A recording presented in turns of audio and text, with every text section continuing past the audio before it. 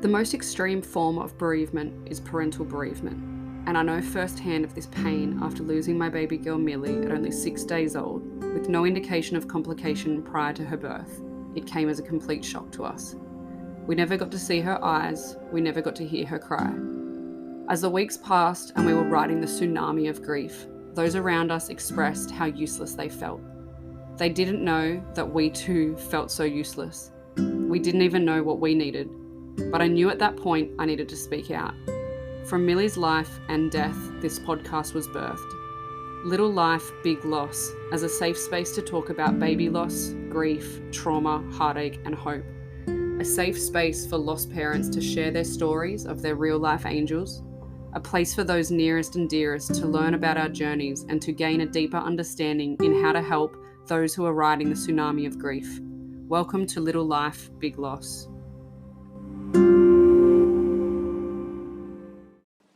All right, here we are, episode, I think 7 of Little Life, Big Loss.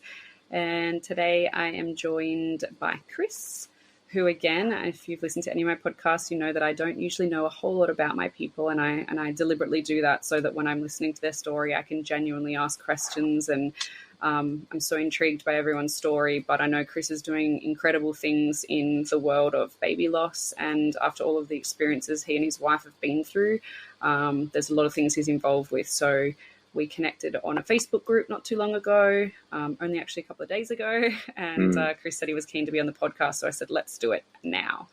So thank you so much for being on the podcast, Chris. I know it's like, this is such a vulnerable space, and some people are super open to talking about these things and some people are not, and so I thank you for that. I don't take it for granted. But I want to start by asking, who is Chris and who were you before baby loss? Yeah. All right. Firstly, thanks for the opportunity, Rochelle. Any opportunity that I get to tell our story and, scream Liam's name from the rooftop, I'll take, and I feel it's very important, especially for men as well. So I'll start. I would say that, it's probably an average guy. It's always been a case of, work to live, not live to work for me. And really all I wanted to do in life was just be a good father, and husband, and, so my wife and I got married in 2015. We're going on eight years in a couple of weeks. And, we didn't start trying straight away. We got married on my 27th birthday. So, still relatively young, I guess. We've had probably about 5 to 6 year fertility struggles. We had a miscarriage after 11 months trying to conceive. At the time, that was pretty brutal. We were about 9 weeks. My wife miscarried in the shower. She's having a bit of cramping and a bit of bleeding, and it was around Easter time actually. And we went into the hospital on the Sunday, just into the emergency room at Royal Brisbane, and we were basically we were told there's no heartbeat, and went from there. We were meant to go in for a D&C on the Monday or the Tuesday. The phone call didn't come, and then on the Wednesday night, Beth miscarried in the shower. It was horrendous, and then we gave it a break for a little while after that, and dealt with the grief and everything that comes from that time, and then long story short, started trying again. With no luck. So did luck. the hospital didn't call you back for the D&C? No, they didn't call. Wow. We're waiting by the phone on the Monday, waiting by the phone on the Tuesday.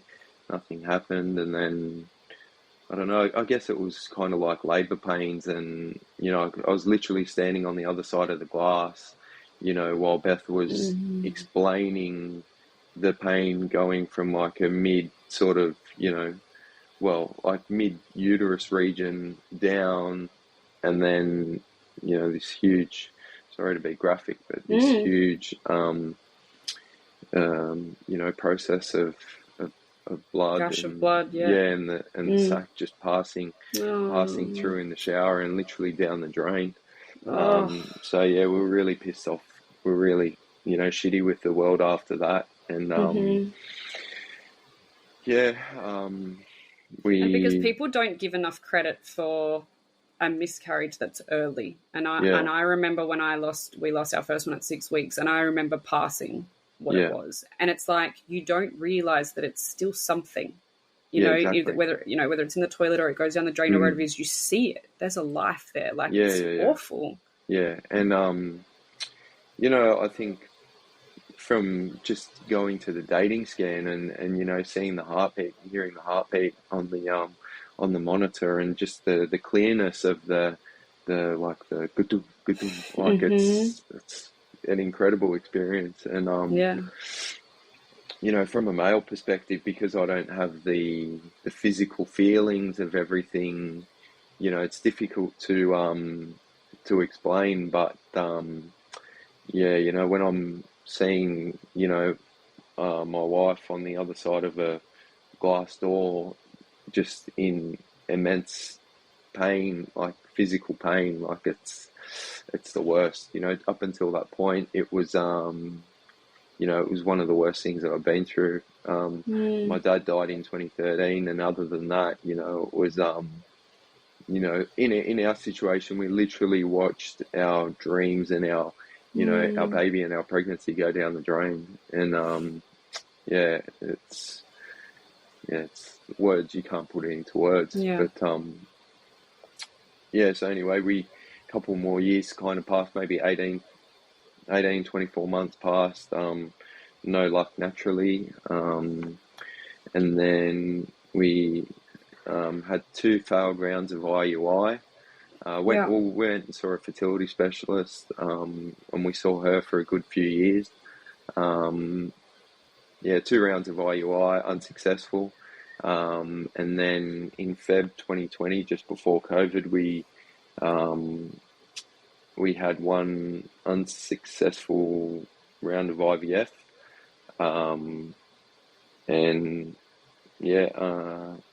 just trying to think of the timeline. So, and at this point, had they said why? Like, so this is 4 unsuccessful pregnancies, essentially. Yeah. Not really. Like, there was nothing sort of super pinpoint, which was a bit more frustrating, I guess. Like, my sperm quality was fine, and Beth's egg quality was fine, and it was a case of, you're still young, just blah blah blah, these things take time, try not to think about it, all that all that sort of stuff. And anyone that's been through fertility issues knows that it's not as straightforward of just don't think about it. Don't think about it, it'll happen when it's ready, and all that. Like that sort of stuff just really grinds my gears. But so we went away, and we didn't go away. We actually opened a coffee shop in the March 2020, and March 2020. Literally our first day of trade was the first day of the takeaway restrictions. So it was the 23rd, Monday the 23rd of March, 2020. And so that, mentally that took up a lot of distraction for me, because I worked in it 7 days a week for the first 6 months type thing. And then we went through the process of IVF again, and did another round in the July 2021. So it was almost a bit over a year sort of period of just doing nothing, just chilling out really. and we got two embryos out of that, and the first embryo didn't take, and then the second embryo was Liam, our neonatal death, and or our son. Sorry, I shouldn't call him a neonatal death. Our son, and we fell pregnant end of 2021. We did the second round. Sorry, in December 2021, and fell pregnant with twins. So your twin pregnancy was different to your pregnancy with Liam? No, that was his. Liam, that was Liam's pregnancy, and so we went through Christmas. Kept things on the lowdown. Just told our immediate family and stuff, and then in the mid-January we miscarried the first twin at about that 8-9 week period again. Or it might have been a little bit before, maybe around 7 weeks. I can't remember exactly. And then miscarried in January. And because his embryo was fine and untouched, it progressed normally. And And so was it a double implantation of two embryos, or was it one that split? Yeah, it was one that split. Well, we don't know exactly. Like, it was either a spontaneous pregnancy in the same cycle, or it's split. Yeah. Apparently, it's pretty common in IVF pregnancies that they split, but there was no definite sort of proof. We were still sexually active. Not that anyone needs to know about that sort of stuff, but it's interesting. It's all part of it. So anyway, we miscarried that one, and because there was still a viable pregnancy there, the sac didn't pass as straightforwardly as it would have, and it took weeks to pass, and there was just like little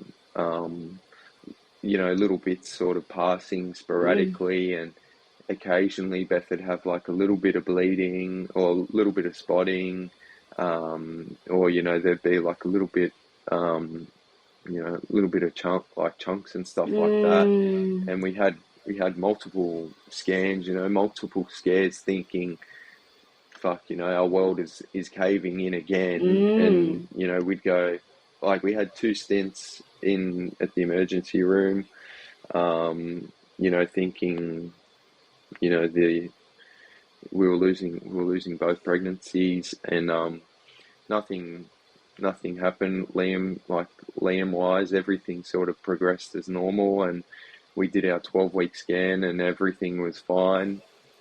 And then around the 15 to 16 week mark, Beth had a little bit of fluid pass, and we didn't know what was going on there. We just went about, there was no blood, or there was no anything else. It was just fluid.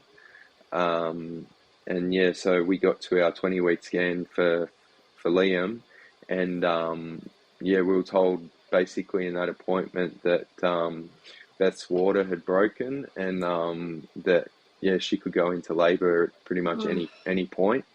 So our world just shattered, again, and you're literally back to that sort of day by day period, and hour by hour, and everything like that. And I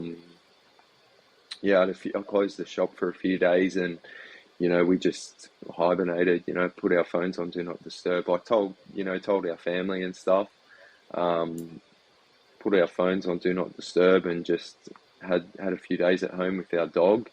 And then, had a hospital appointment. And from that point, Beth went into MFM, which is the maternal fetal medicine section at Royal Brisbane, and we were having weekly appointments from there. So she was Yeah, 20 weeks at this point. yeah, 20, like, between 20 and 21 weeks. And, we just sort of went through the process of, do you want to terminate? This is the likelihood of X, Y, and Z. Liam's got a 10 to 20% chance of surviving. But we met with the doctors at the NICU, and they basically explained, what the different scenarios are that can happen. And the lung development period, I believe from memory, is between 18 and 24 weeks. And, because her water had essentially broken before that, his lungs were just were stuffed basically. And we didn't know, like, it was a case of we don't know what we're going to deal with until he's born and he's out in the world, and then we'll go from there. And so we're basically given a worst case scenario, which is Beth will go into labor at any point, and depending how sick he is, we'll make a decision on what to do from there. Or best case scenario is he'll be born and need assistance breathing, need an oxygen tank and everything like that for the first year of his life, at least first 12 to 18 months of his life. But he'll survive. But it became a case of, when he's born, we'll see what the condition of his lungs are.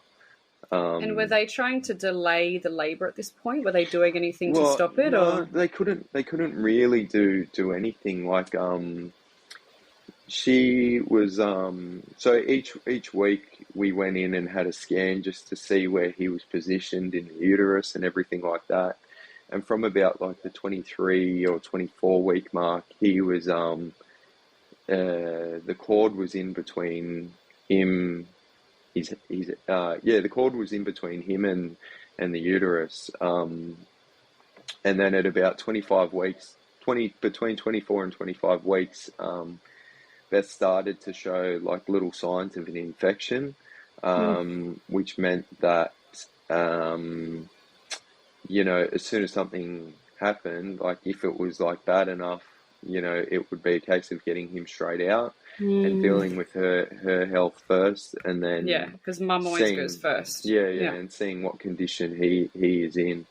And so she went into she was in hospital for the last 6 weeks of the pregnancy, just on like being monitored and oh my gosh, and everything like that. So I reduced our trading hours at the coffee shop, and I was I was at the hospital twice a day, with her, and she was just there full time.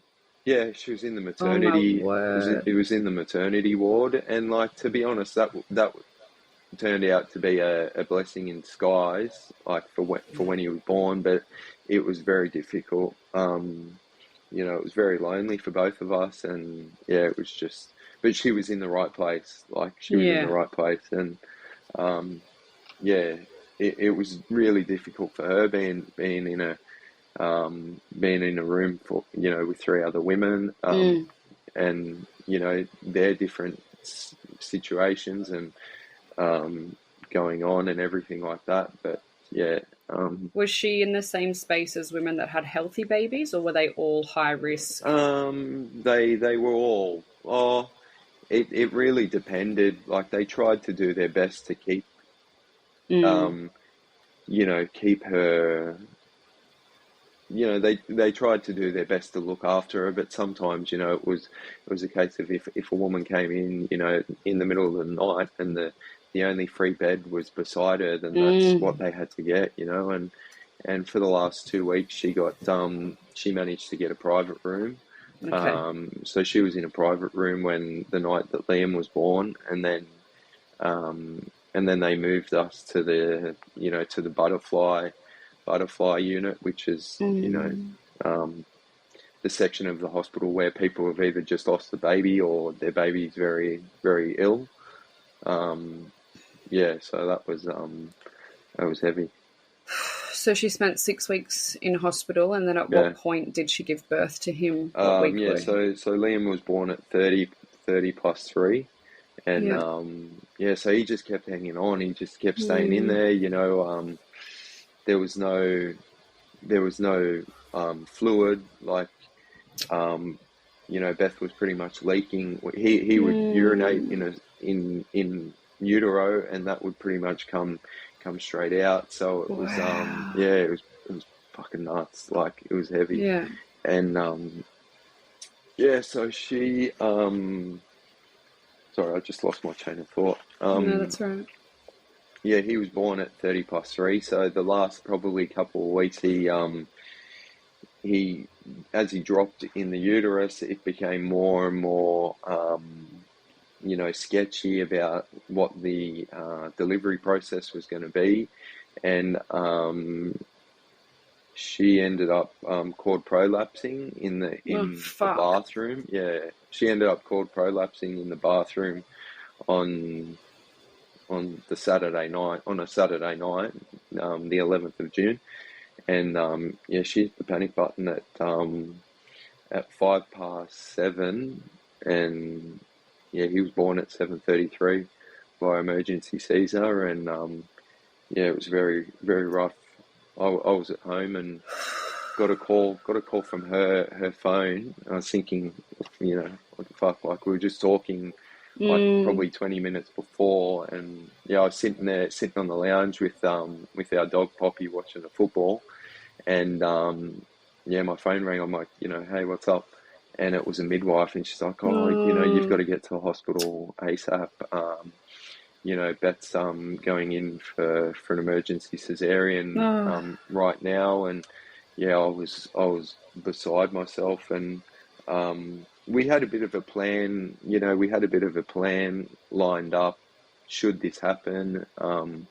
With just what was going to happen and everything, and my in-laws live in northern New South Wales, so they came up that night, and then my mum and sister live in Sydney, and so he was born at 7:33 on Saturday, the 11th of June, and so she lost 1.9 liters of blood, and for an emergency Caesar, they don't really like any more than 1 liter being lost. Yeah, it was brutal. And had they warned her that an umbilical prolapse was possible? Yeah. They had. We were trying to avoid it, and there were a couple of scares. Like, she needed to be put on a CTG a few times, and I was just at the point, like, I think she was put on a CTG like pretty much every night for the last 10 nights, just for monitoring purposes, and I just wanted him out. I was getting really antsy towards the last, 5 days and that. And we'd had, there were a couple of times where he'd lean on his cord, and, his heart rate would plummet, and blood pressure and everything would just drop massively. And like, I was freaking, like.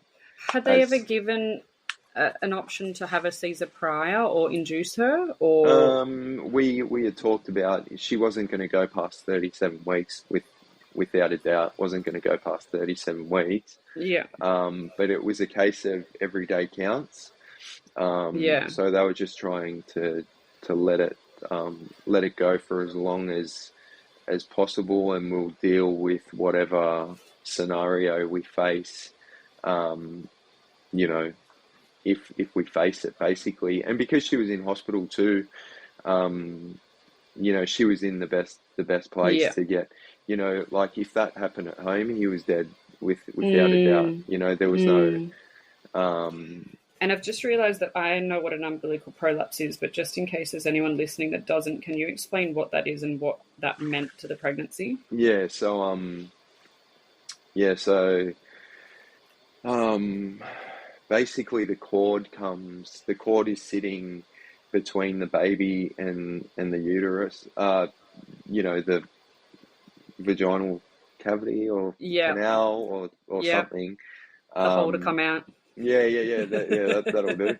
We'll work with that. And so the cord comes first, and what that means is basically that, if that comes all the way through, he's without oxygen potentially for that period, and there's just he can come straight out. So what they advised her was if that happens, if you feel the cord come out, get on all fours and hit the panic Mm-hmm. button straight away. And that's what she did. She was in the toilet and she was doing a wee and wiped, and then felt the cord and was like, holy shit, this is like our worst fears are happening. And then she just smacked the panic button and got on all Oh, fours. oh. And a midwife came in and pushed the cord back up her vagina, and they Mm-hmm. got on the bed and covered her up, and then wheeled her down to the birthing suite. Yeah. And she went straight in for an emergency Caesar. About, I must have been maybe 36 weeks, and my Milli was breech always. Like, her head was right Mm, up under my ribs. She was breech. We'd booked in for a cesarean because she wasn't moving.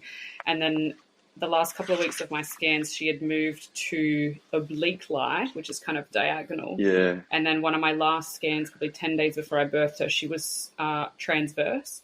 Mm, And my obstetrician said at the time, he said, look, I don't want to scare you, but this is really serious. The way yeah. baby's lying right now, your umbilical, she's laying sideways and the umbilical cord is here.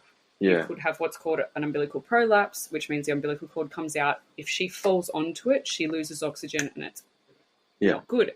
I was petrified. Yeah. And he said, if that happens, go into downward dog and don't move. And I Mm-hmm. thought he was taking the piss. I was like, that's a joke. And I Yeah. was like, yep, cool if I'm at home. But then I was thinking, if I'm at the shops, no matter where you are, Well, if that yeah. happens, you go into downward dog. And he said, I've had people be delivered to the hospital in downward dog because you need the baby down here because they'd die. And I was just Yeah. like, and so when I got into the theatre and I was wheeled in and I've looked at Drew and I'm like, we made it. Because it's like, didn't have a Yeah. prolapse, didn't have this, just thinking everything's perfect. But I can only imagine the fear that Beth would have had at Yeah. that moment. Like, that is horrendous. Yeah. It's heavy. It's heavy stuff. And Mm. like hearing any sort of, for her, hearing any sirens and like anything that Mm. resembles that sort of code one in the hospital was like, real triggering. And it brings back a lot of dark memories. And you can get all the psychological help that's available at the time, but it takes a very long time to get over something, to be able to deal with something like that, Mm. and process it. And yeah, it's just nuts. Because this was, I'm trying to look at my timeline that I've just been writing for you. June 11, 2021? 22. 22. Yeah, June 22. Okay. So you've just passed a year and a bit. Yeah. And so we're about 16 months. So 16. 16. 15. So she gets wheeled down, you have an emergency cesarean, Liam is born. Yeah. And then what happens? So I got to the hospital. I got a call from the midwife on Beth's phone at 7:10, and and this youngish, I think she would have been youngish. She was real like croaky in her voice and real like sort of frazzled. And I was thinking, what the fuck is going on?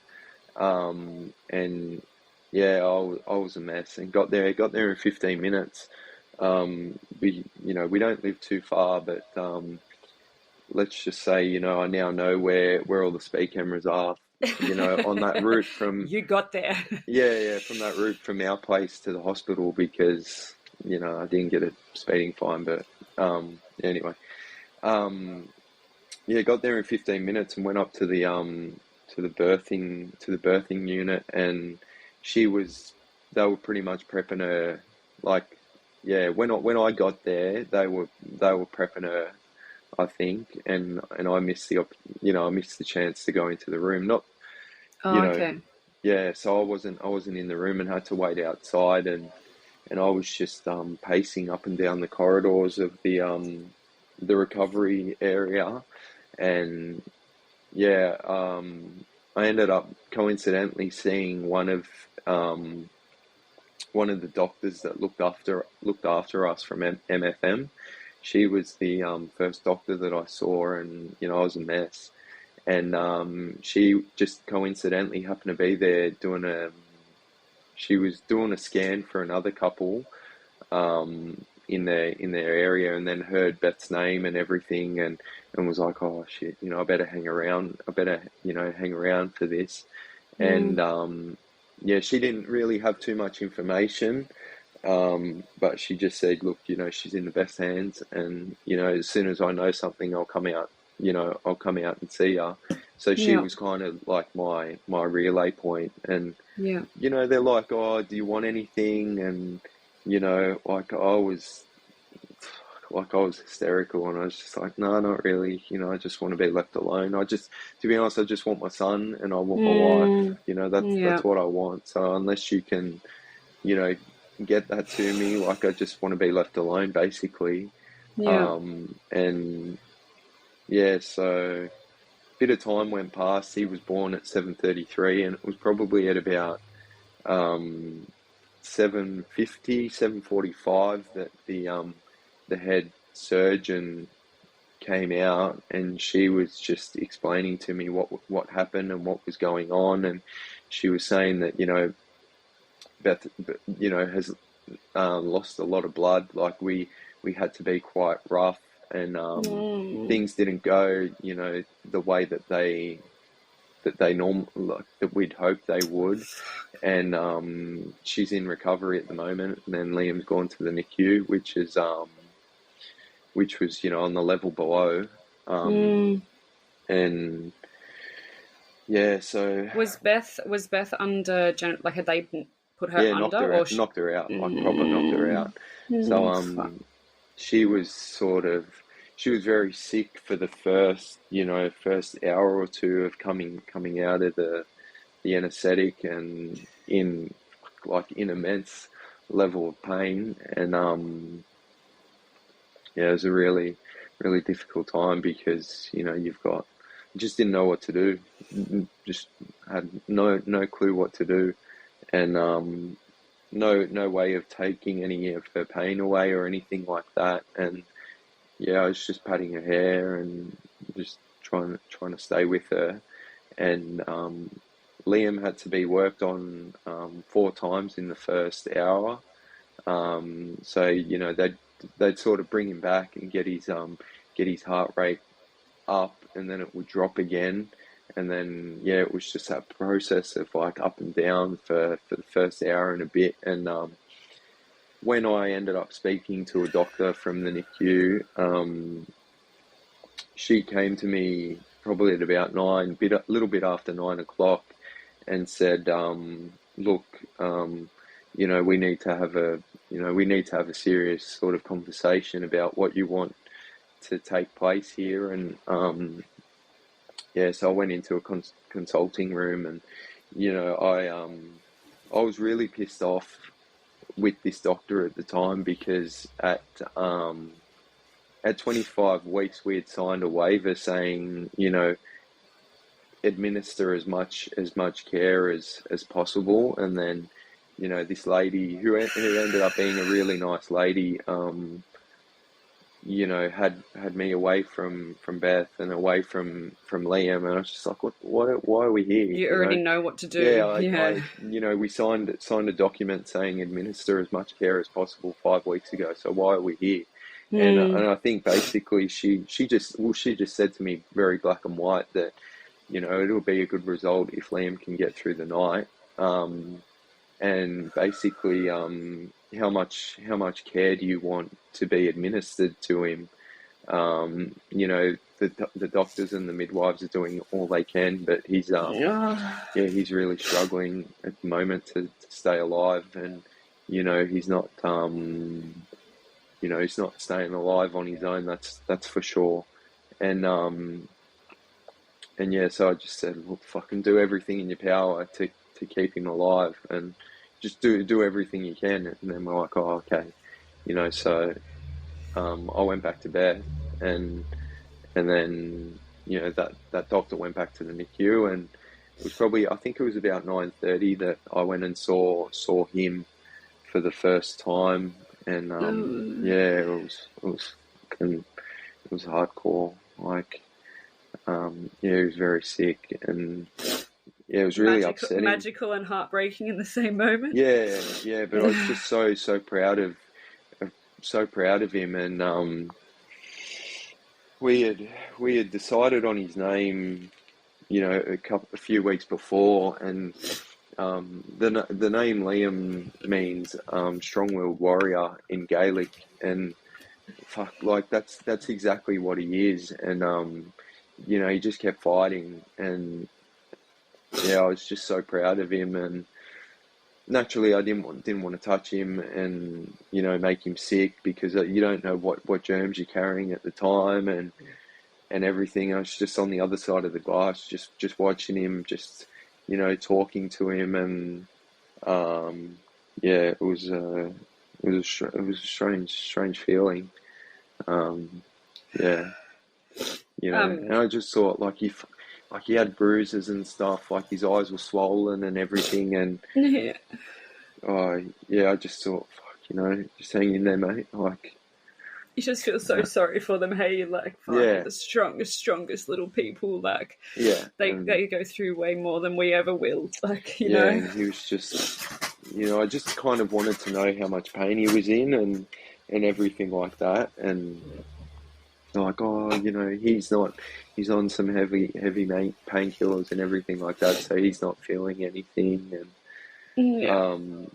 as time went on, you know, throughout later in the night and into Sunday morning, my my measurement of what was happening was determined on, you know, I was watching the body language of the midwives and the doctors and stuff, and my sort of indication of what was going on for him was dependent on how many people were around him, and like how many like health professionals were around him, because, you know, they're speaking their language to me, but fuck, you know, I'm a simple cat. Like, I don't understand, you know, the medical terminology, and I said to one of the midwives, like, can you just explain to me on the monitor what are the things that, you know, I've got to sort of keep an eye on to know that, you know, whether he's getting better or whether the meds are working or whether they're not working, type thing. And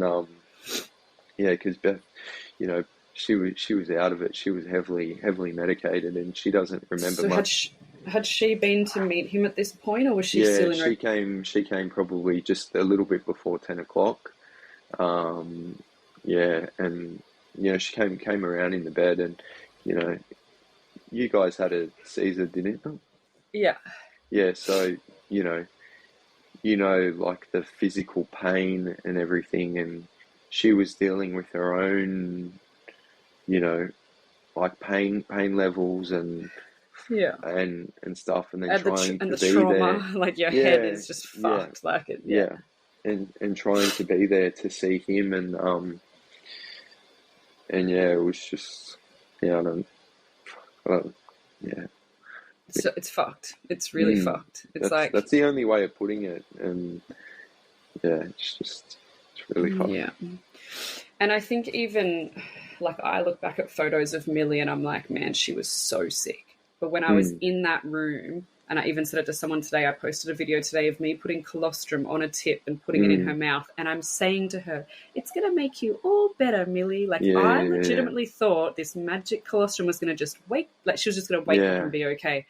And yeah, like, I swear the doctors were telling us how sick she was. They were telling us it's not good, but we were yeah, like, it's okay. If there's hope, there's hope. If they're still breathing, they're there, yeah, you know, and yeah, exactly. you cannot fathom or take in what they're actually telling you.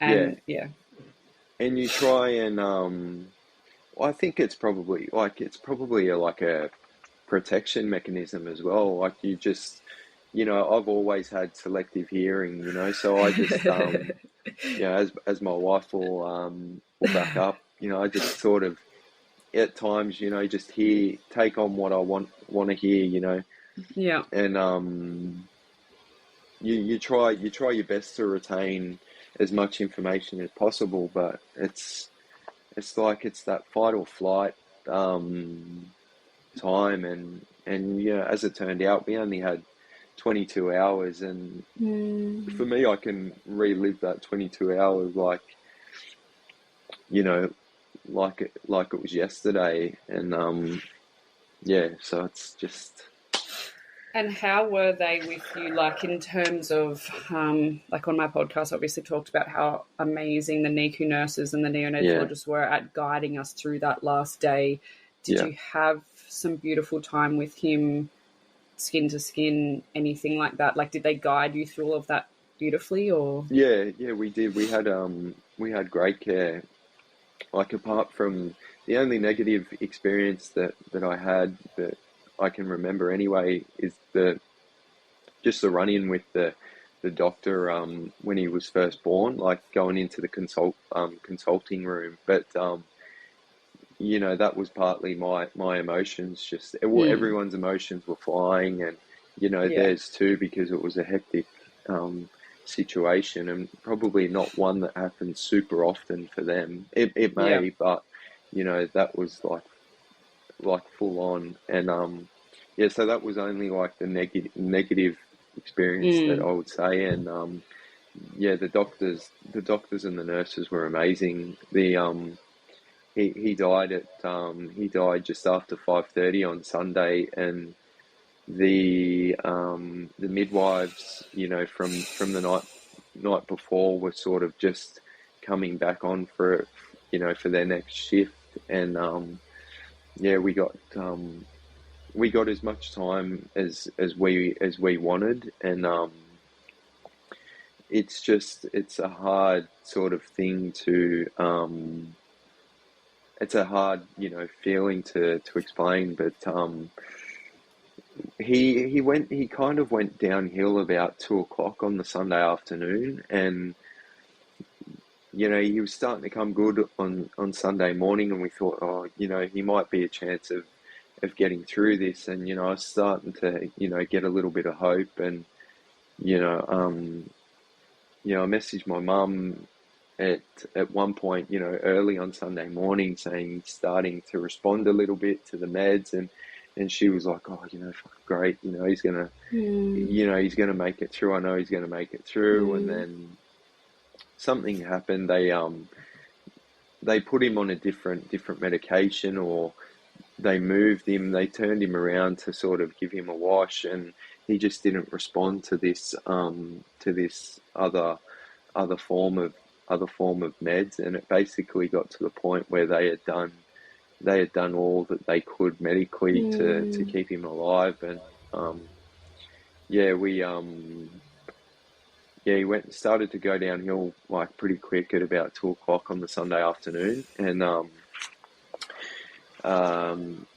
yeah, it was about 4:30, and Beth was having a nap, and I was going down to see him with my father-in-law um, at 4:30, and a doctor stopped me in the hallway and was like, "Oh, Chris, you might want to go get Beth. We're going to have some, you know, some conversations about Liam's care going forward and everything." And yeah, could just tell that shit was going sideways real quick, and yeah, I went up to the room and got Beth, and she was in the wheelchair, and still in immense levels of pain, and I'm wheeling her into the wheelchair, and all these thoughts are going around in my head because we knew, we knew basically what was coming, that the end was approaching, and walked into the NICU, to the room that he was in, and the sun was setting, and there had just been like a sun shower, and I just remember the sun just beaming in, like it was like incredible, and the sunlight was beaming into the room. I thought, holy fuck, like what is going on? And yeah, it was just it was a real, I don't know, it was just one of those moments that I'll never forget. And yeah. Did it, I mean, I don't know if I'm understanding what you're thinking, but like for me, Yeah. like, did it feel like it was right? Like it was like, the sun, like, it's like it. I don't know, I don't know really, like I sort of go through phases, like I'm a spiritual, I'm a spiritual person, but I'm not religious, and, as we were talking about, but, I kind of feel, I don't know, I just go through periods where I feel like maybe that was my dad, come to get him, or whatever. I don't know, people, you can make what you want of it, but it I was love just that. one of those moments that is just unexplainable, and Yeah. I don't know. I think the thing with grief is, like, a lot of the conversations I've been having lately is take whatever you want out of it. Do you know what I mean? Like, somebody noticed on one of my videos the other day there was like an orb, and I was like, what is that? And then I looked into it, and I've had a few videos that it happened to now, and I'm and Dylan and I were discussing it, and we're like, it could be a light refraction, or it could be Milli, and it's like, why not think that it's Milli and just love that could be it? Do you know what I mean? And I just think there's so many things that you can look into, and people think, oh, it's bullshit or not, but nothing's ever a coincidence. That light, whether it was, whatever it was that you saw and how you felt. And I know for us, when we got taken into that quiet room and we had to have that conversation, at the time I was screaming, I can't lose my girl. I can't lose my girl. Like, I was not okay with it. But then something came over us, and it was like, man, she's in so much pain. Like, we can't keep doing this. Like, and someone said it to me at church the other day, we pray for healing for us, but it's not about us. And we did. I was praying. I so wanted her to stay with us, but she was so unwell. She needed to go, like, and and that's it, like, especially in the first 4 to 6 months after he died, things happened that were not, there's just no other explanation for it. And like, our dog was acting real strange, and just, different, and like, I believe that sort of stuff way more than what my wife does, what Beth does. And we kept having experiences of, like, just an overwhelming smell of our memory box, and there's such a distinct, I don't know if you got one, like, if you guys got one, but the Precious Wings memory box, there's a real distinct smell of, like, like baby wipes. What else is in there? There's like baby mine wipes, smells hand like the cream. clay. There's a clay imprint, and the smell of that is like a really strong. Yeah. And like, we both sort of got just overwhelming, and just at random times, like Beth would be driving, and this one particular instance, she just kept getting cut off, and by just imbecilic sort of driving, and she was like infuriated this one afternoon, and then just got this overwhelming sense of whiff of the memory box. And like, we were both in the car together, and Poppy, our dog, was in the back seat, and it was like, fuck, how else do you explain that? Like, there's no other explanation really to us. And people can believe what they want, and that's what we believe. And I'm sure other bereaved parents have had experiences like that, where you feel your child's presence. And absolutely. for me, there's a lot of things that you know, I'm fearful of since he was born and died. And then there's a lot of things that I just couldn't care less. But one thing in particular is I'm like scared of the dark for some reason. And so I'll get home, you know, like the sun will be setting and I'll put like every light on in the house on. And I don't, it's not that I'm afraid of seeing his spirit or anything like that. I just hate the dark. Like I just really dislike the dark. Not to the point that it stops me going to sleep or anything like that. Like you once just my feel head like hits you the need the pillow, light or something I'm on. out. But yeah, I just need light on. So yeah, and you know what? Like, who knows what that means? Who knows how long that'll last for? I'm just sure that's a big part of grief. And you know, even before when you were talking, you were like, "Oh, I've lost my train of thought." Like grief fog is like so fucking huge. like all the time. Dylan's like, "Do you want to finish that sentence?" And I'm like, "What?" And he's like, "You were just talking." Like I just stopped mid sentence. I've just lost my brain. Like so much memory from before Milli. I just have no memory of it. Exactly. And you know, you can remember, like for me in particular, like I can remember each detail from that period and relay it like it was yesterday. But you know, I'll see someone in the street, or you know, say a customer, you know, when we had the coffee shop, I'll see a customer and completely forget their order, or just like for me, like uncharacteristic things, you know, and that's just grief. And anyone that's experienced, you know, the heaviness of it will, you know, knows exactly what we're talking about.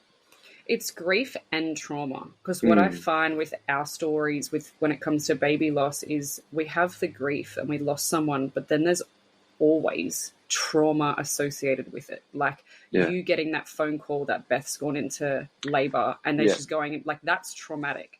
Going in, you weren't able to be in the theater. That's traumatic. Seeing your baby, not knowing how much time you've got, like all of the things that go and then you lose them. So there's the grief and then there's the trauma that's associated with it. And then there's also the grief of what was. And I feel like that's where I'm at the moment. Yeah. You know, for the last 10 weeks, I've been so sad of what we went through and Milli, that we lost her. But now I'm grieving the things that I don't have with her, like going to this conference on the weekend. I had the headphones for her. I had all these things ready for this 3-day weekend and my baby wasn't there. Christmas, like how the fuck do we get through Christmas without our baby? Like I'm grieving the loss of my expectations of having my child. And how like was that first year for you guys? No, sorry. It was the worst. It was terrible. The first I was just gonna say, like on that, you know, like I love rugby league, and like rugby league's my thing. And when Liam died, you know, I pretty much lost interest in the season. Like I used to watch every single game, and then you know, for that second half of last season, I just watched the South games because I'm a South supporter. And then this year, this year I wouldn't watch the 5:30 games on a Saturday afternoon because that's the of course. You know, the I was game watching you were watching when you got the call. When the phone rang, and I would avoid that unless my team was playing or unless I knew it was going to be a good game.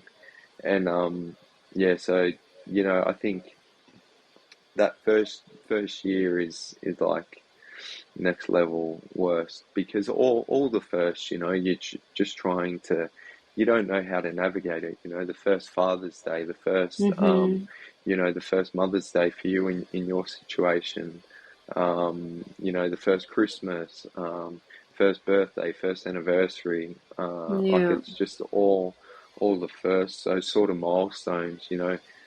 For a very long time, you know, Saturdays and Sundays weren't the same thing to us because we'd had such a such a heavy experience. And then the 11th and 12th of the month, you know, I just would be a completely different person to, say, the 18th or the 19th or the 20th, for example. And was that unconsciously, like, or you knew? Because like the first month I had people like, oh, 1 month, and I was like still in a daze. But then last month or like last week, I was fucked and I didn't know Mm, why. Like I was severely depressed. I was very not good. And yeah, then my sister was like, oh, it's the 14th, which was her birthday. And I yeah, didn't even realize that no, it was more the 20th. It was the following week when she had passed. And I just yeah. unconsciously maybe didn't realize that that's what had happened. Yeah, I don't know really. Like for me, I don't. My job now, I don't need to write the date so often. So, you know, I just sort of wake up. It's Monday. Tomorrow's Tuesday. Yeah. Um, follow that sort of process. But before we sold our shop, I'd write the date a, 1,000 times a day and everything like that. So I was always, subconscious, like always knew subconsciously like Mm, where we what the were date in the was. month and everything Mm. like that. But yeah, like yeah, sorry, I forgot what your question was. Sorry. Oh, I think I Oh, said, we oh were yeah, talking about yeah, the days, yeah. the first. So for me, not really now, but that's more because I don't have a need to write the the day, the date as much. But Yeah, my grief is still like very, very heavy and very, ebbs and like very up and down. And what I've started to realize is, probably in the last couple of weeks is if I'm not in a good headspace, like from a work point of view or from other things going on in my life, the grief is so much heavier.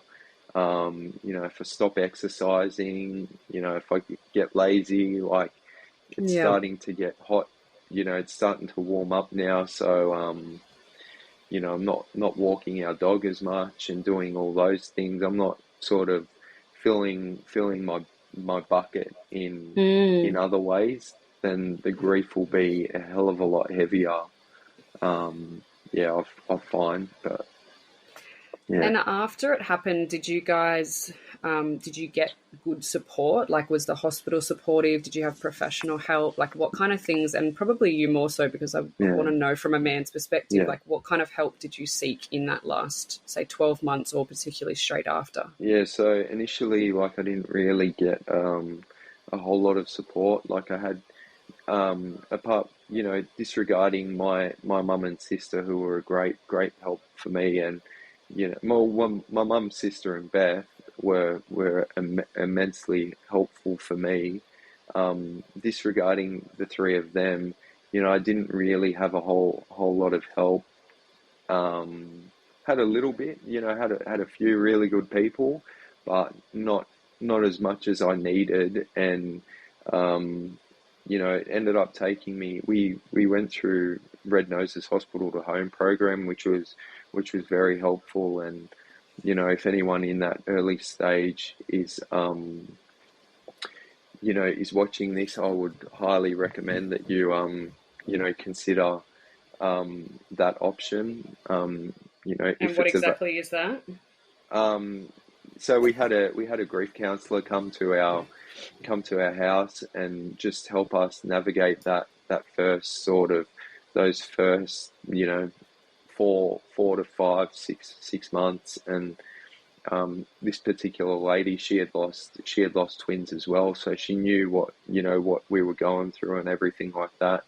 And she was a massive help to us. And yeah, I think if it wasn't for her and without Red Nose, I would be a hell of a lot worse mentally than what I am.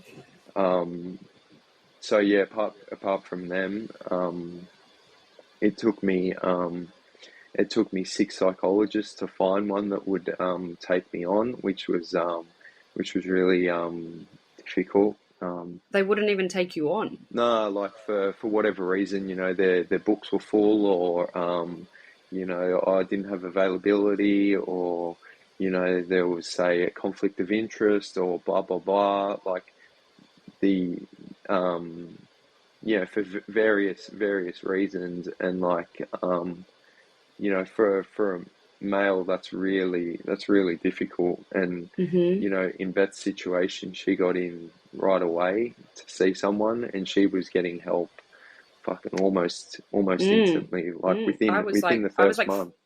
Yeah, I was like Yeah. my first week out of hospital. My GP had me in that afternoon at 2 p.m. and I've seen someone every week since, and Mm. Dylan's still waiting. That see, that's you know, that's good. That's good for you. Like that's Mm. good for the mother, but it's Mm. really detrimental to the partner, I feel. And Mm. this is something that like really pisses me off, and something that I'm like really passionate about is the fact that the the the husband or the partner or the non-birthing parent is Mm. almost like not necessarily disregarded intentionally, but then just seen as like a fucking, oh, we'll get to you when we can, mate, you know, type thing. Mm. And you know, that's not good enough. Like, Yeah.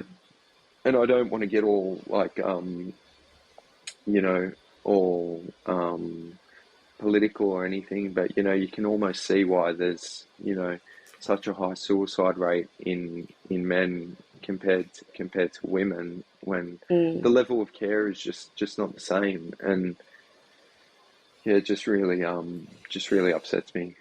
Seeing that article of the guy in WA last week, Yeah, I'm sure you saw it, and that just yeah, absolutely shattered me. You know, I just, I, it, yeah, it yeah. shouldn't have It got to that point, and I would like to think that he would have had enough support and help before it got to that point, but yeah.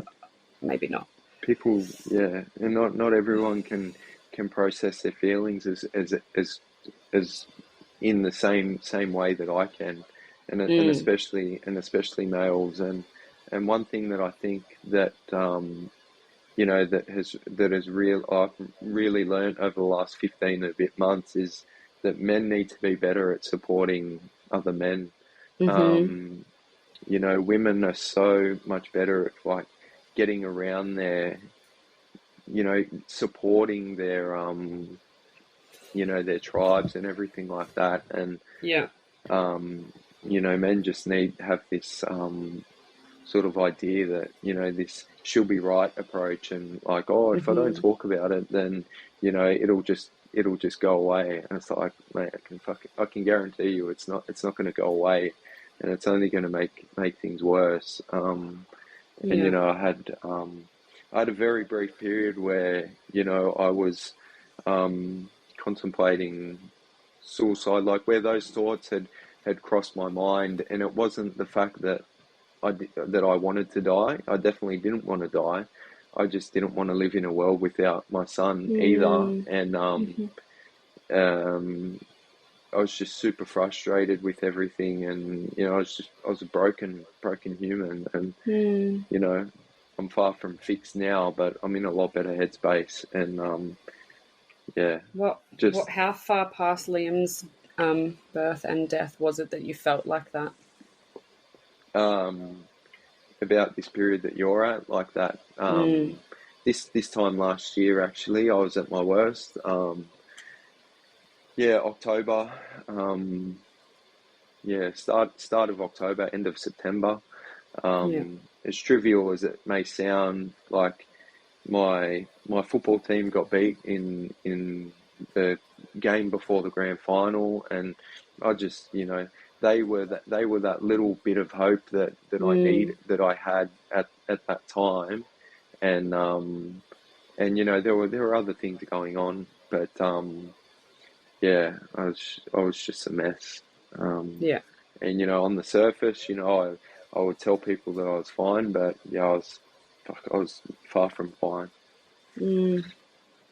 Yeah, it's because you know, obviously I worry about Dylan. He's amazing and great, and he's always fine. He's always looking out for me. But like I Mm, said, you know, he had a psychologist appointment last month that he couldn't make it to, and then now he's not booked in until we get back from America, which is November, and then he can't make the first two because of work. And you know, it's just yeah, all these things, and then I just worry so much. Like, is there enough support? Is there enough conversations going on? You know, is there going yeah, to be a tipping point? But I mean, I do think he's fine. It's yeah, me more that I worry, you know, like that he yeah, worries about and that I worry about. But I'm very open about my feelings. That I was at that point last week. I was like, I don't want to be here. Yeah. You know, he said to me at one point, I feel like you don't love me. And I said, I don't love anyone or anything right now. Like, and I was Yeah. just You honest. just, I was like, yeah. I got nothing. You know, if my Millie's not here, what do I have? And I'm like, I can't even bring a baby into this world that's healthy and it's going to stay. And then we can't fall pregnant for 12 months. Are we even going to, you know, all the things that I'm sure Yeah. you and Beth have gone through as Yeah. well. And I was like, what's the fucking point? You know, Yeah. in my head, I thought, you know, Dylan could go meet, he's 7 years younger than me. He'll go meet someone younger and he'll have healthy babies, you know, all the Yeah. stupid shit that goes through your head. Like, you know, and Yeah. I know And that it's not. And for me, like, the psychologist was amazing. And she was like, you know, are you going to do anything? I was like, no, I don't want to go. It was yeah. just my thoughts in that moment. And, you know, I wouldn't do that to my family. It wasn't, I wouldn't do it to me, or, you know, it Yeah. was like, Yeah. I wouldn't do that to my family. But, Yeah. you know, and you were saying before about being scared of things or not, like I used to be so scared of death or, you know, the aeroplane crashing. Now I'm like, well, at least if I die, I'll be with Millie sooner. Like, I Yeah. don't know if that's a really Yeah. fucked up thought, but, you know, it's my thought. Yeah. So, Yeah. I've had those type of thoughts as well, and especially in that within that first 6 months as well. Like that was really difficult. And and the problem is, you know, if you don't have the tools to get control of your mind, then you know your head and your brain can really fuck you up. And mm, you know, the things that cross your mind, they're just I don't know where they come from, but mm, yeah, they can be really brutal. And you know, mine was like I was saying to you a couple of nights ago, like you know, just really irrational. Like, why didn't I suggest, you know, a lung mm. transplant for Liam? Like, I would have given him my lungs in a heartbeat. And like, they're literally thoughts that went through my head, like after the fact. Like, why didn't we do this? Why didn't we do that? Yeah. And they're all unrealistic things that, you know, I'm sure a medical professional would suggest if they were If it was possible. if it was a possibility, they would have offered Yeah, that to you. Yeah. if it was an option, but it just, you know, they're not options. But that's just your head, you know. And if you don't, you know, if you're in that fog and that real dark place, Hmm.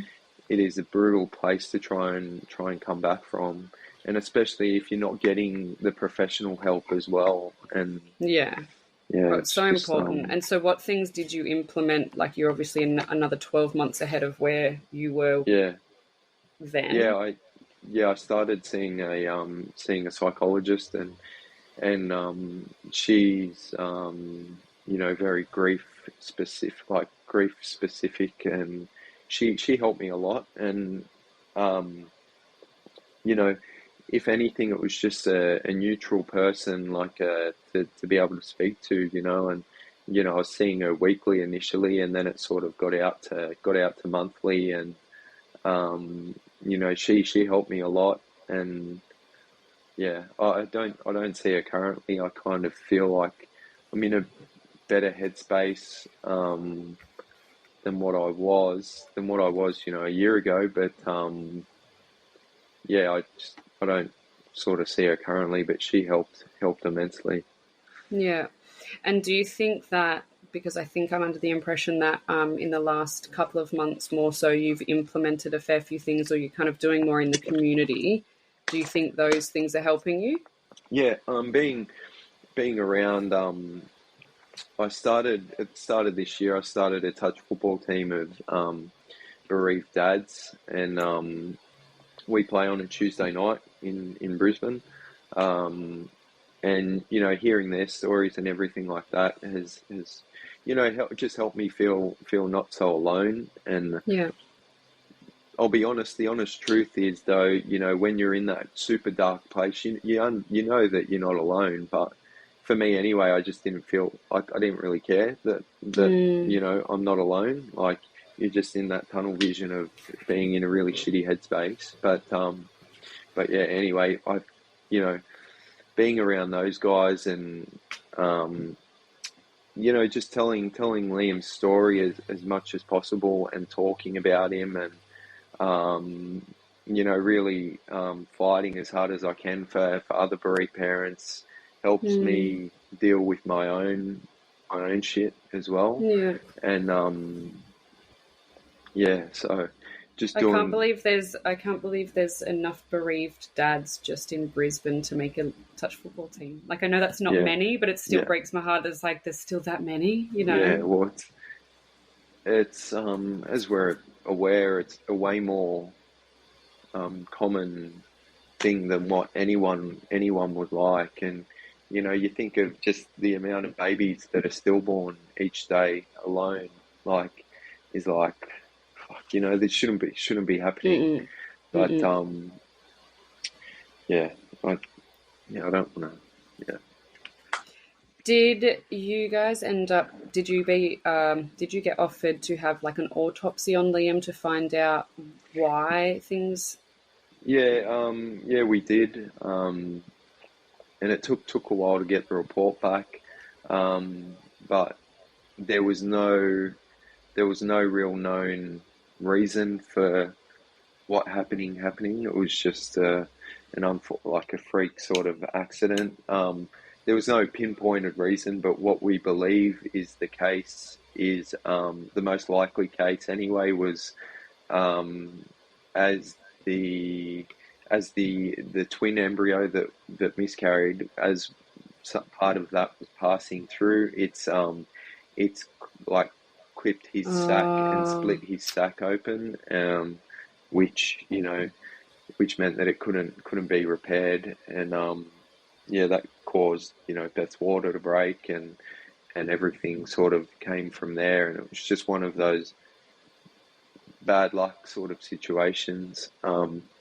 And yeah, we had to terminate an ectopic pregnancy at the start of the year as well, oh my which word! was another, completely bad luck situation. But that added to the grief.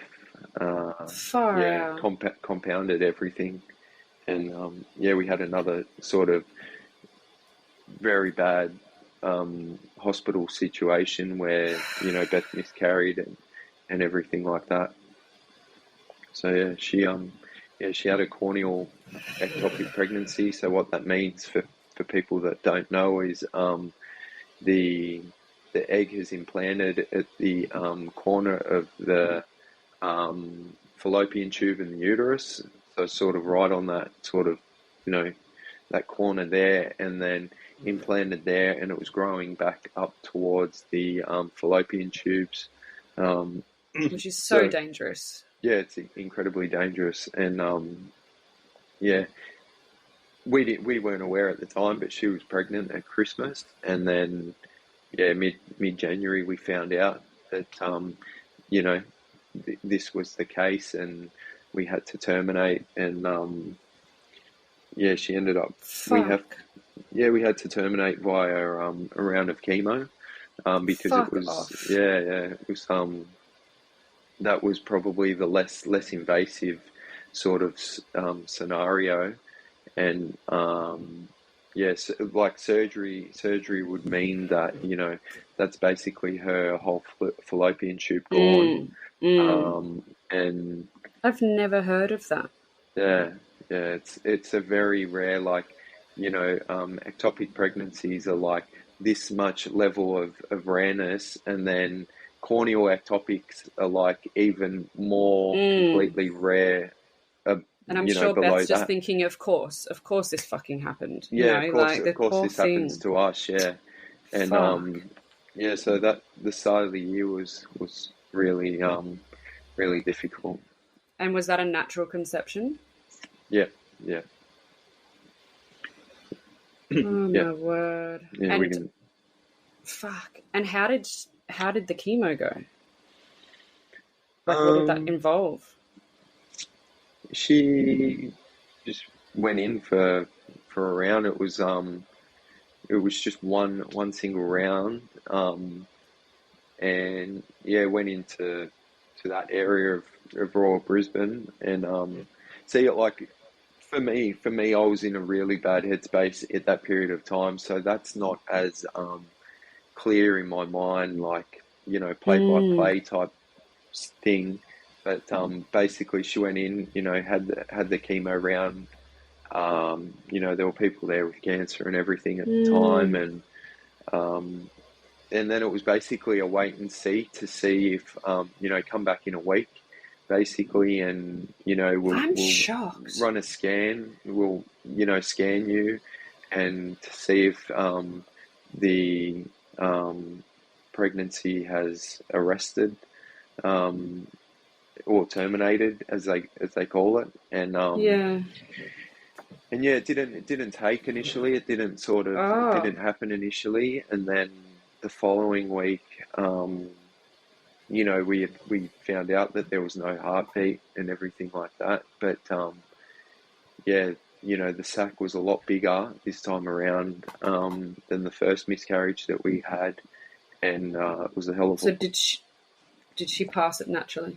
Yeah, she passed it naturally. Couldn't have a D&C because it was too.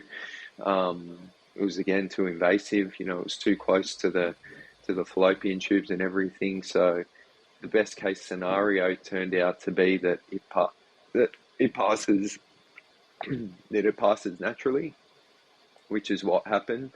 And we were in the emergency room at the time, and again, she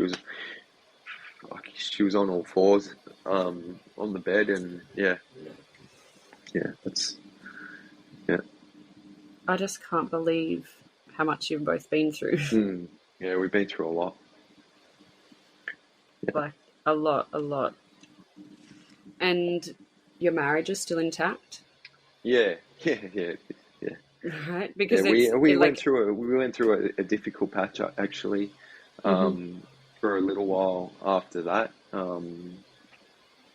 We were just both sort of separately angry with the world, and that meant that we sort of turned on each other a little bit more than what we normally would, and Yeah. um, we've been through so much. Like in 2015, early 2015, Beth had thyroid cancer. So I had, radiation for that. Within our relationship, my dad's died. We've lost a child. She's been through cancer.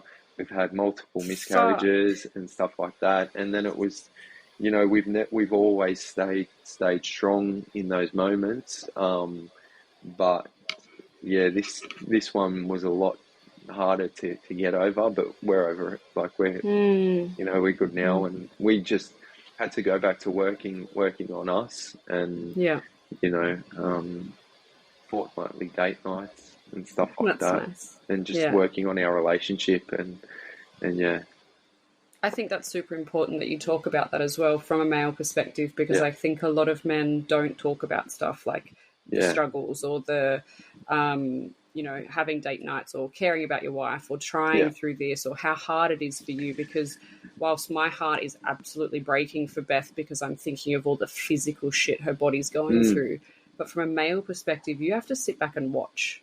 yeah, You've got to watch your wife go through all these things and I imagine feel somewhat useless yeah, of not even understanding that pain. yeah, But then, like you said before, people not acknowledging your pain because yeah, you weren't the birthing parent, but you're yeah, still grieving the loss of your son, of what was, and then watching your loved one hurt too. yeah, and a lot of situations that you know things like things that we've been through in our life, or I've been through in particular. I've always been the carer, like, well, you know a like immediate sort of carer. My dad died of motor neurons disease, and he died in 10 months and 2 days from diagnosis to the day he died, and that happened all very quickly, and he needed care, and then everything that Beth's been through, she needed care. So I've always sort of, in a lot of Hmm. situations, been a quite prominent care provider, which is difficult as well. Yeah. Because I don't have the physical, I'm not feeling physically what they are, but like, yeah, just my head's a mess, like on the Yeah. on the inside, and if you're not getting, if you're not staying on top of things, it can really bite you on the ass. Yeah. Yeah. And I saw on in that group that I found you in the other day, and you'd done something with the government in terms of Yeah. funding and stuff. What was that you're doing? Yeah, so it came about from a conversation that I had with a couple of the dads in the touch football team, and um, it was basically that so in our situation, I was an owner occupier of our coffee shop, and I was a sole trader at the time, and had didn't get any. My headphones are about to die, so I'm just going to take them off. Okay. Sorry.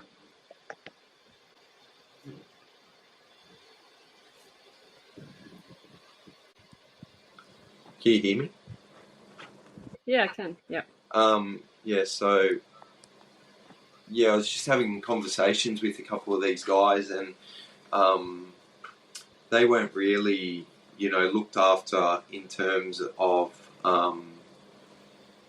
like they didn't have the means to take leave or take time off work, and neither did I. Like after after this termination in January that we had to go through, I was back at work. I just started a new job. I was back at work after 3 days, and then when Liam died, I was back at work after 3 weeks, and I just thought, like, this is fucked. Like, why? I completely understand that the government can't help everyone and everything like that, but they seem to have endless buckets of money for this, that, and the other. Whereas you've got people that genuinely need, to be financial assistance, like in our situation, bereaved parents, and or like the secondary caregiver, and they can't get it, so they're back at work, well before they should be, really, because they have no other financial means to do so. And I didn't think it was right. So basically, the petition is I'm asking the federal government to firstly scrap the stillborn lump sum payment that is made, which is at the moment it's made to parents of a stillborn baby, and it's just a touch over 4 weeks at minimum wage, which is $3,766.14. So I'm asking them to scrap that and then introduce an infant loss payment of $10,000, which includes second trimester miscarriage, stillborn, SIDS, infant loss, and for pretty much every cause of death from the second trimester through to first 12 months of life. And $10,000 is just under 12 weeks at minimum wage.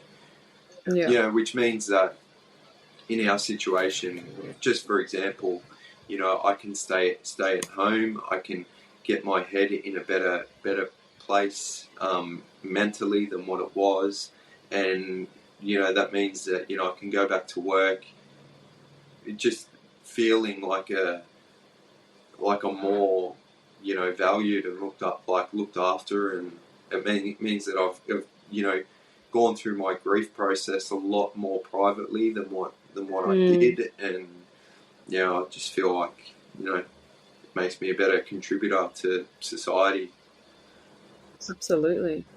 Absolutely. We see people out on the street or whatever, or you have a bad interaction with someone and somebody's cranky or whatever, and it's like, well, we have no idea what these people are going through. Like, who knows? I run into you in a cafe and bump into you and you have a go at me. It's like, well, who knows what you've been going through? And if you don't have that time to deal with all these emotions, and I just think, even thinking about that miscarriage, like, so many people disregard how hard a miscarriage is. Yeah. But let's topple that on top of everything else you've been through in the last 7 years. Yeah. It's not just a miscarriage. It's, it's awful. What you guys have been through is fucking crazy. Yeah, and the reality is that, everyone's going through something. I guess there's just levels of, what people's... And some people don't have the I don't know. Some people don't have the ability to go and want to talk to a professional, and they deal with things differently. They bottle things up. I'm just fortunate that I'm pretty open about my my struggles, and I'm a bit more emotionally like focused than what other men are, I guess. Do you have any plans going forward? I'd like to, maybe open it up to if there are men that are listening to this. As I said to you, I had a guy reach out on Instagram today that had listened to Dylan's podcast, and he loved, there was an Aussie guy on here sharing his story. Yeah. He's an Aussie guy who's lost a child, and he knew that you were coming on the podcast. So, word is traveling, which is amazing. Is there going to be a space that, you guys are thinking of, like an online platform or, a group or something, or what is next for, men in this space? Yeah, to be honest, I don't really know. I would hope that, more is going to be done. But for me, I can only speak for myself and from my personal experiences. But I know that I'm not alone in like a lot of the things that I say. I'm sure it's resonated with a lot of people, and I just sort of every opportunity that I get, I want to be able to scream Liam's name from the rooftop, because he's he fought literally fought to the death, and his life is not going to just die in vain. And exactly what the name of your podcast is, like little life big loss, and like it is like a monumental loss. And I can't bring him back, but if I can help people in whatever way I can, to be able to process their stuff and speak at every opportunity that I get, I'll take with two hands. And I don't know, it's for me personally, I would prefer to speak as a guest than run organise a podcast and everything like that. But there definitely needs to be more done for men in particular, and I'm just trying to do the best that I can to keep Liam's legacy alive, really. Yeah. And I think what you're doing is amazing. I really hope more men want to speak. And, I have had a couple reach out already that are open to it. And I love that. And I just feel like, and that's why I did interview Dylan straight away, because I wanted to open that space. Because, us women can talk underwater. But for men to be able to open up and then, be vulnerable, like you've been vulnerable today. You've been so honest and real, and, you've talked about all the hardships that you guys have had and how scary it was experiencing all of this. And it's super admirable, and Liam would be so proud of you. Yeah, I appreciate people say that to me, and I always think, oh yeah, but he honestly, like, my heart is with you guys, and I just want to hug you. But, he would honestly be so proud of you. Yeah, I appreciate that. And, always try and be as honest as possible. And, people that, I don't like to sugarcoat shit. And, I just want to tell things how I see them, and tell my truth. And, if my experiences can help the next person, then, I'm more than happily, it makes me really proud to be able to do that. But more needs to be done as well. It's there's a long way to go, a hell of a long way to go. Yeah, I think in general, we did have a beautiful experience in the hospital, but I've already given my feedback to the hospital in our aftercare. It hasn't been great. They've missed the ball with us a lot. We had the Ronald McDonald House call us 3 days later saying, "Hi, our room's become available. Did you want to come stay?" And I was like, my baby died. It's too late. Do you know what I mean? So there's still so much, I think, in aftercare that can be done better. But definitely more so for men as well. I totally agree. Yeah. I do too. It's disappointing that that you've had that experience, and we had a similar experience. I can't remember exactly what took place, but it was something like it was a routine appointment, like say his 6-week checkup. We got a note for that. Like, fuck, are they serious? Like, like it's just like salt in the wound. Yeah, and you're already testy at that period of time as well. But yeah, it's just what do you do? Like yeah, I just letting some stranger have it just for the simple fact that you're hurting and everything isn't always the answer. And we explained the situation to the hospital and to the caregiver and or to the provider, and yeah, it was just we were fine to leave it at that. But yeah, it's I've had some beautiful feedback. Like, so I've had the martyr call me and like so apologetic, and I said, look, I was fine in the moment. Like, I handled it okay, but there's going to be some people that wouldn't handle that. Yeah. Like, that could be the tipping point for some people. So I wanted to ask you as well, you said earlier, like, you had Beth and your mum and your sister, and they were phenomenal support. Yeah. In those first couple of weeks when you got home, what would have been great support? So if somebody's listening to this, their friend has just lost a baby, how can they support somebody in this situation? If you live within, within reach of them, like, a few suburbs away or whatever, home cooked meals are always a start. I completely understand that people just don't want to barge in and everything like that, but sometimes, you need to show a bit of initiative and just, take the ball type thing. Yeah. So like my suggestion would be like home cooked meals, shopping or say, look, so and so is going to take you out for a coffee. I'm just going to come in quickly and clean your house if you're all right with it. It's all those trivial sort of things that actually make a really big difference. And if you're not within reach, like I had a couple of mates that them and their partners got us a heap of food vouchers, and that made a huge difference. Like when you're in a heavy grief sort of state, the last thing you want to do is cook a meal. Like you're just sort of eating to survive. You've got no 100%. So thinking about what kind of meal to have is like, fuck, seriously, you've got to do this. Like it's real difficult.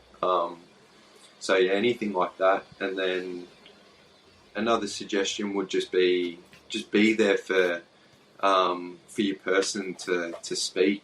Just be a good shoulder to cry on. Be there to listen to their stories. You don't have to fix their problems, but just let them speak. Like, and if you're unsure about what to say, there's plenty of things to find on Google that would help. A simple Google search of how do I help my grieving friend, goes a hell of a long way, and it's really underestimated. I feel. Yeah, I was shocked at how many of my friends said, I've been Googling things. Like weeks later, they told me, I Googled that. And I was like, I would have never have thought of that. But we had groceries delivered, dog food. Yeah. We got all of the flowers and the gifts and all those things. But we've had people drop in and, I'm coming to clean your house on Sunday at 11, or my cousins would come in with groceries and then they just unpack the dishwasher, mop the floor, put a load of washing on. Like, you just almost have to be a little bit bossy sometimes, because people would be like, how can I help you? What can I do? And I'm like, I don't know. I don't care. I'm not even brushing my own teeth. I don't give a fuck what you do. Yeah. Either do it or it's not going to get done. Yeah. Yeah. But, it's a really hard time for everyone involved and everything like that. And I completely understand that, it's difficult for people who don't know what to do, but doing nothing is not good enough. Doing nothing and sort of just avoiding the topic is not helpful at all. We just had lunch just before I jumped to this podcast, had lunch with some friends, and straight up, like, she was just asking all the questions because we hadn't caught up with them since. And I loved it because I was like, we're not going to sit here in an awkward silence and sip a cocktail. It's like, you know, she was like asking her birth weight, like everything. And we love talking about it. So we did, you know, and what else was there to sit there and talk about for 2 hours other than what the fuck just happened in our life? Yeah.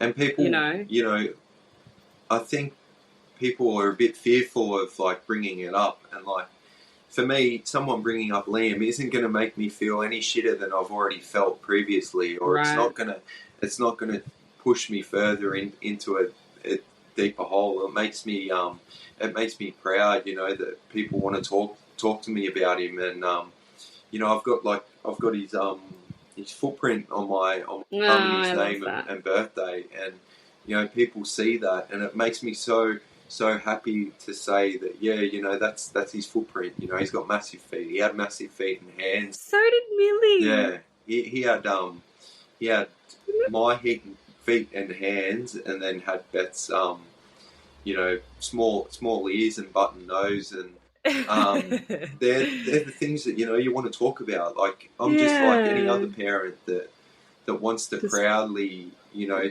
talk about my child and everything like that, you know, I helped create. Like, well, of course, you know, why would we not? So what I would say as well is don't be afraid of offending, you know, your person, because or don't be afraid of upsetting them, because, mate, whatever question you're going to ask is not going to you know, they're already in the pits of hell. So anything that you ask is not going to push them any further, really, I feel. Yeah. I think people do get scared because, like, I know I've had people say at least, or, you know, and I'm like, you know, so, but I think asking questions is beautiful and fine and whatever, but no at least, or no, exactly. You know, there's any question that do not justify anything.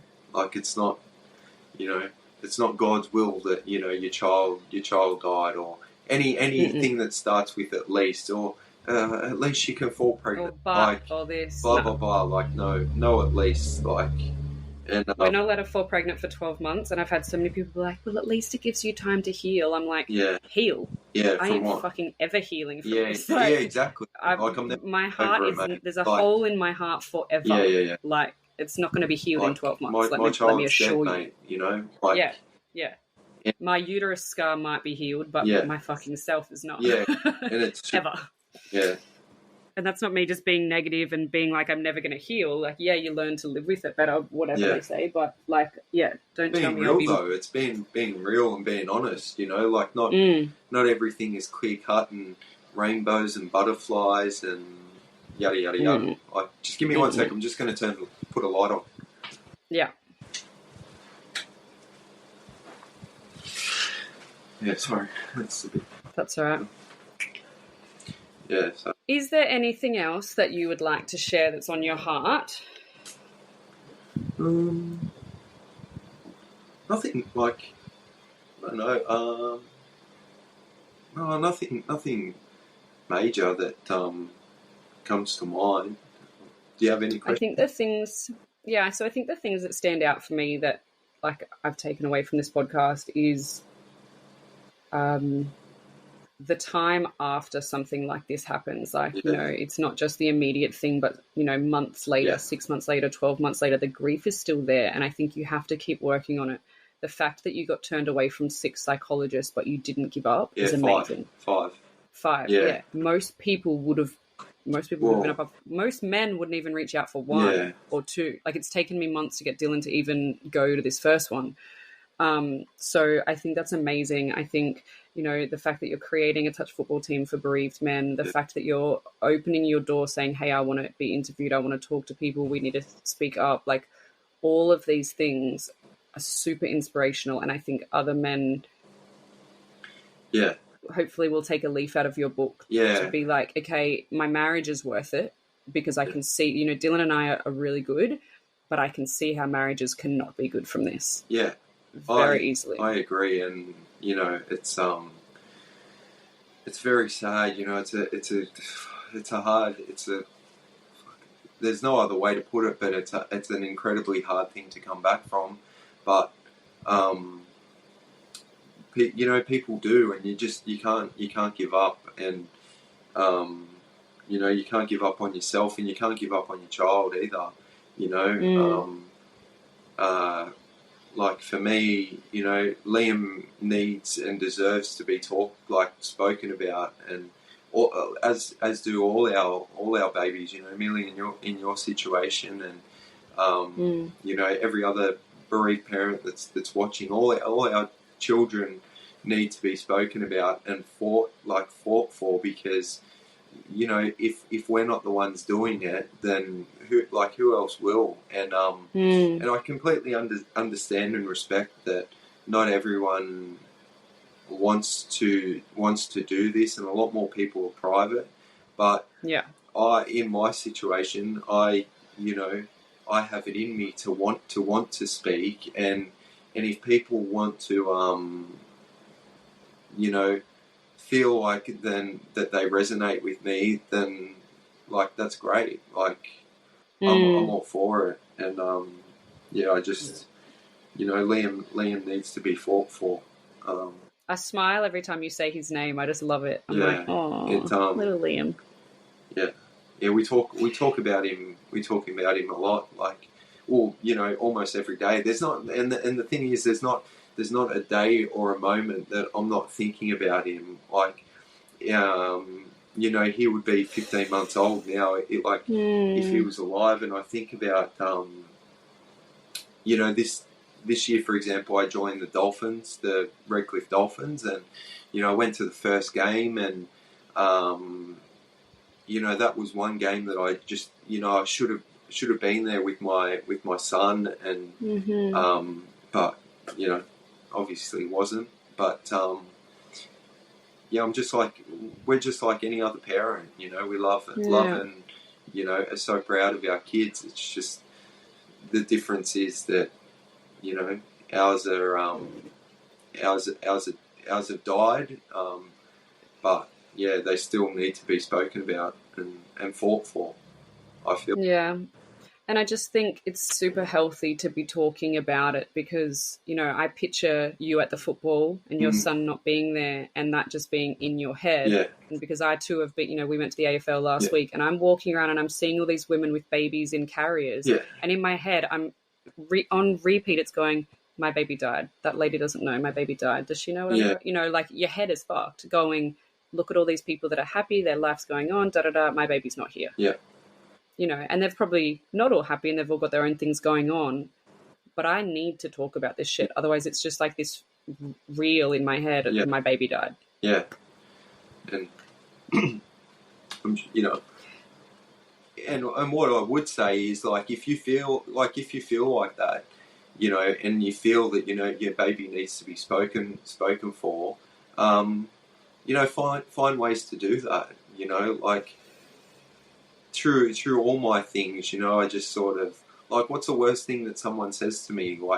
If I approach X, Y, and Z podcast and say to them, I feel like my story needs to be spoken about and I'm prepared to speak it, and they say, nah, fuck, we're not interested, mate. No worries, mate. That's not the worst thing that I've ever been through. So, in that sense, it's quite a freeing feeling, being able to just do what you want, in that regard, and not having any fear in that sense. And I love that because you wrote it on that post the other day. I don't know what I'd commented on something, and you just said, I signed your petition, and actually is it still live? Yeah, the thing with the petition is, I'm not going to give up on it, because I've had nearly 500 people sign it, and in terms of to get a politician's attention, that's not enough. But those 500 people have signed it for a reason, and I'm not going to fucking give up until until it gets to a point where more people are paying attention, because I owe it to those people that have been through similar things to we have, and or worse to speak for and to fight for. And yeah, that's kind of what I'm talking about. You know, if people want me to fight for them, like, I'm all in. Like, and I said it for someone the other, so a lady who's started a book, Life of Jack, little gift from Jack. I can't think of the Instagram. Her name's Emily. She's from Tasmania. Yeah, I think, yeah. So she was messaging me the other day, and she said, she said, "Oh, thanks so much. I won a package through them on Instagram." And she was like, "Thanks for sharing everything." She said, "I've got a new website coming. Would you share it when it comes?" Yes. And then she said, "You know, I think what you're doing is amazing with the podcast." And I said, when Milli first passed away and I saw all these people doing all these amazing things in honor of their child, I thought, what? You know, how did they come up with all these things? But I said, it's almost like something from heaven just drops into your heart. Yeah. And that's what happened with the podcast. Like, you know, this just dropped into my heart and it just organically happened and it's just happening. And it just is doing whatever it needs to do. It's, you know, I don't know what it is, but it's just conversations, right? But for you, I feel like these things are just dropping into your heart, like to go start a petition to start a men's team, and you'll just keep doing all those things in honor of Liam. And whether we do small things or big things, it doesn't matter. It's just whatever's helping us get through each day, and we're just helping, you know, one or two people along the way. Yeah, it's help from Jack. Help from Jack. Yeah. But that's exactly what it is, and that's a perfect name. And you know, help from Jack, like from her son Jack. You know. And everyone, especially the people that I'm most protective of is like, you know, newly bereaved parents, and you know, like in the similar sort of time frame as yourself, and like anywhere from, you know, between that 6 to 12 month, because for me it was brutal, and you know, there's going to be people out there that feel even lower. And you know, I was reading that article about the guy in WA that you know, committed suicide, and I was just so upset, and you know, felt you know, a real sense of like you know, helplessness for him and for his family and for his wife, and it just really upset me. But for other people, you know, I'll fight till I can't fight anymore. Incredible. Amazing. Bye.